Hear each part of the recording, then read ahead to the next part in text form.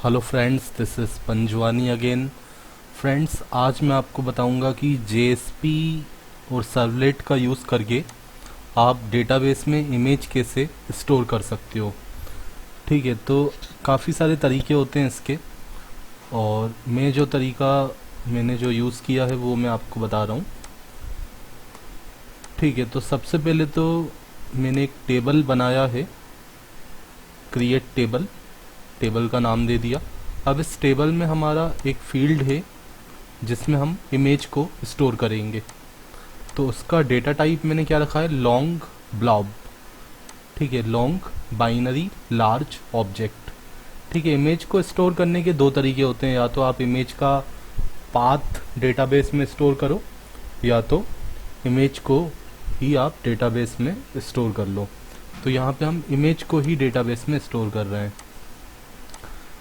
ठीक है, वैसे तो मैं सारा जो मैं कोड करता हूँ, कोई भी मैं प्रोजेक्ट वगैरह बनाता हूँ तो उसमें जेएसपी का यूज़ करता हूँ, बट इमेज को अपलोड करने के लिए मैं सर्वलेट का भी यूज़ करता हूँ। जैसे मैं आपको दिखाता हूँ, ये प्रोजेक्ट मैंने बनाया था, तो इसमें जितने भी पेजेस हैं सब में मैंने जेएसपी यूज़ किया। सब आप देख रहे हैं .jspी, लेकिन केवल इमेज अपलोड करने के लिए मैंने सर्वलेट का कोड भी यूज़ किया है। तो सबसे पहला तो मैंने जो वर्क किया, मैंने जो कॉलम बनाया इमेज को स्टोर करने के लिए, उसका डेटा टाइप मैंने क्या रख दिया, लॉन्ग ब्लॉब रख दिया। ठीक है, अब मैं आपको पेज दिखाता हूँ जहाँ से इमेज अपलोड होगी।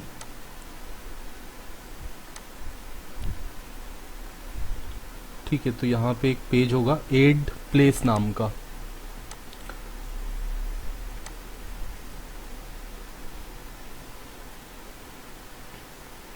ठीक है, अब यहाँ पे सबसे पहले तो आप क्या करोगे, जब भी आप इमेज अपलोड करते हो, चाहे कोई सी भी लैंग्वेज हो, पीएचपी हो, जेएसपी हो, पाइथन हो, तो फॉर्म में आप क्या यूज़ करते हो, इंक्रिप्शन टाइप का यूज़ करते हो, और वहाँ पे आप बताते हो मल्टी पार्ट फॉर्म डेटा।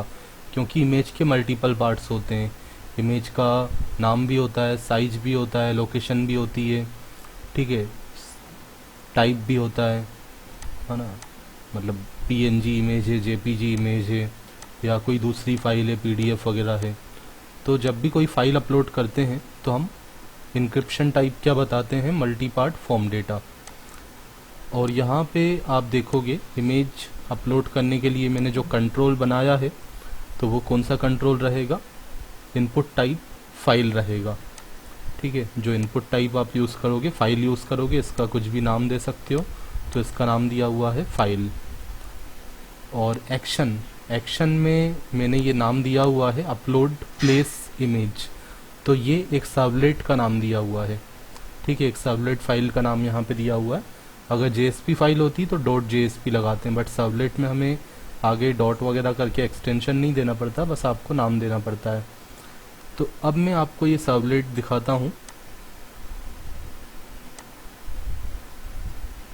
तो ये मैंने सर्वलेट बनाया है अपलोड प्लेस इमेज .java नाम का।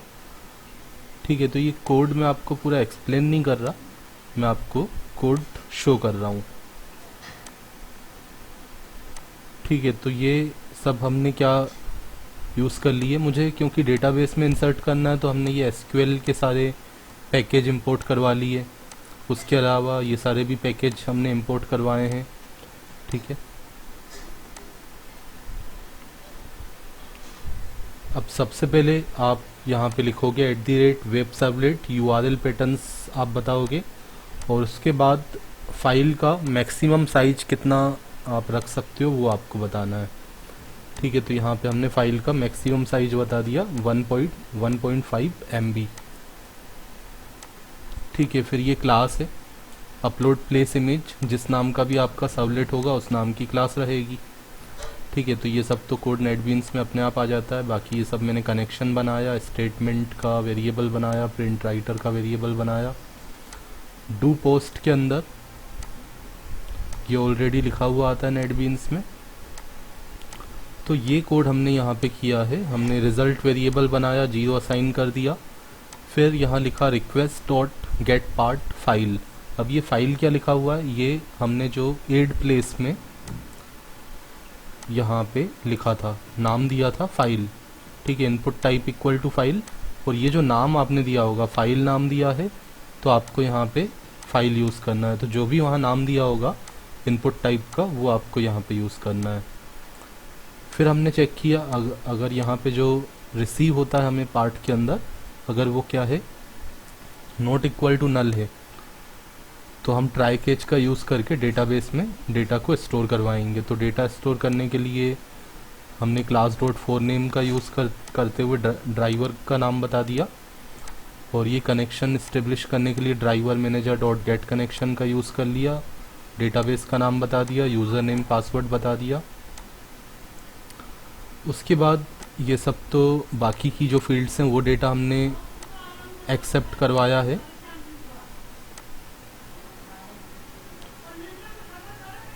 ठीक है, तो हमें क्या सीखना है, हमें तो मेन जो है फाइल अपलोडिंग वाला वर्क सीखना है। तो ये तो बाकी सारी फील्ड का डेटा आपने रिसीव किया,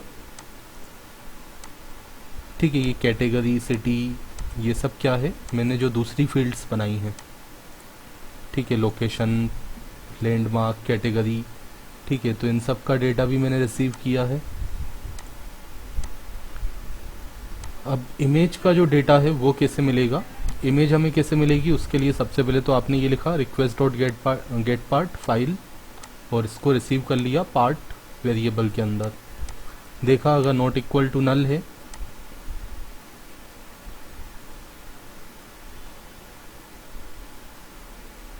तो आपको यहाँ पे ये वाला लाइन लिखना है,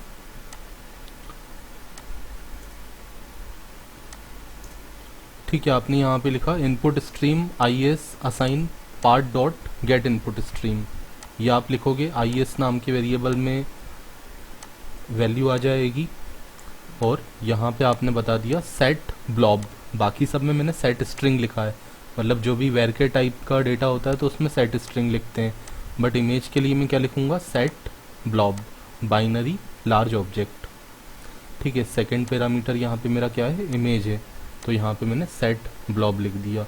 आपका तीसरे नंबर पे इमेज है, फोर्थ नंबर पे इमेज है, तो उसके अकॉर्डिंग आप यहाँ पे नंबर बता दोगे, ठीक है। तो ये सारा कोड मैं आपको डिस्प्ले कर रहा हूँ।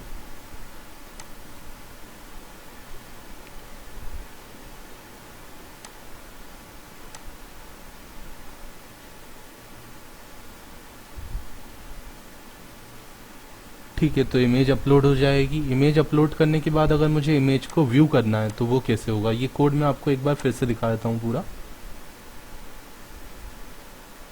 ठीक है। तो आप डेटाबेस में जब इमेज अपलोड करेंगे तो आप इस तरीके का यूज़ कर सकते हैं।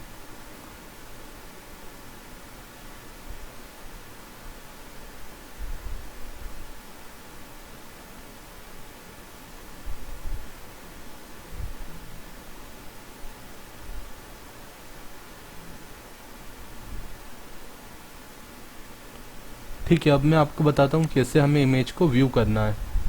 तो हम जाते हैं view dot P view image या व्यू प्लेस नाम का मैंने पेज बनाया है, ठीक है। तो इसमें हम क्या करेंगे, इमेज को डिस्प्ले करवाने वाला वर्क कर रहे हैं।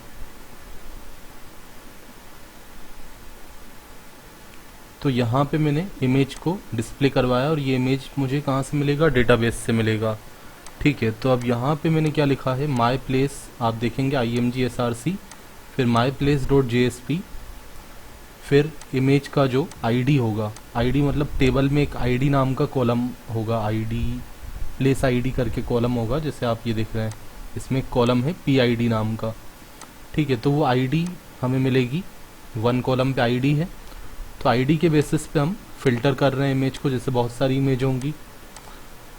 तो यहाँ पे मैंने क्या किया है, गेट वेरिएबल बनाया, उसके अंदर आईडी असाइन कर दिया, किसका, रिकॉर्ड का, और माई प्लेस डॉट JSP वाले पेज पे कंट्रोल जाएगा।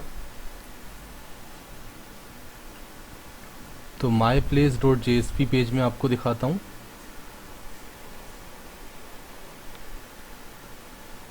ठीक है। तो हम देखते हैं माई प्लेस डॉट JSP,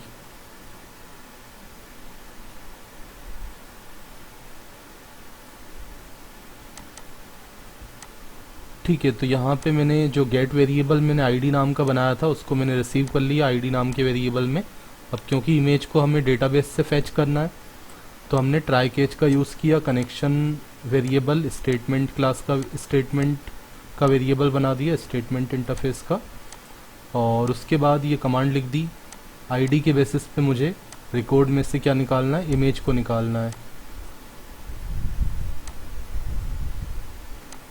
ठीक है, तो इमेज को रिसीव करने के लिए आप क्या लिखते हो, rs.getBlob लिखोगे और जो भी आपने कॉलम का नाम दिया होगा वो नाम लिखोगे, उसको आप रिसीव कर लोगे एक ब्लॉब वेरिएबल के अंदर। ठीक है, फिर हमने यहाँ पे लिखा बाइट अरे blob dot gate bytes response dot set content type. ठीक है, तो ये जो पेज है उसको हम एज अ इमेज यूज़ करना चाहते हैं। वैसे तो ये पेज क्या है, जेएसपी का पेज है, लेकिन हम चाहते हैं कि ये एज अ इमेज हमें मिले, ये पूरा का पूरा पेज हमें एज अ इमेज मिल जाए, तो हमने response dot set content type कर दिया। ठीक है, तो ये आपको ध्यान रखना है, हम जेएसपी के पेज को एज अ इमेज यूज़ कर रहे हैं। ठीक है, तो यहाँ पे आपने IMG SRC में क्या लिखा है, जेएसपी के पेज का नाम दिया है, लेकिन यहाँ पे ये एज अ इमेज आपको डिस्प्ले हो जाएगा क्योंकि आपने यहाँ पे क्या यूज़ किया है, सेट कंटेंट टाइप कर दिया है image/gif। Output stream OS response dot gate output stream, उसके बाद ये आपको कनेक्शन को क्लोज करना है। तो ये सारा कोड आपको करना है और आपकी इमेज डिस्प्ले हो जाएगी। सो फ्रेंड्स, काफ़ी लोगों को हेल्प मिल सकती है इस कोड को देख के, अगर जिनका बेसिक कंसेप्ट क्लियर हैं और वो इमेज अपलोड करने में प्रॉब्लम आ रही है तो इससे वो गाइड ले सकते हैं, और भी बहुत सारे तरीके हो सकते हैं।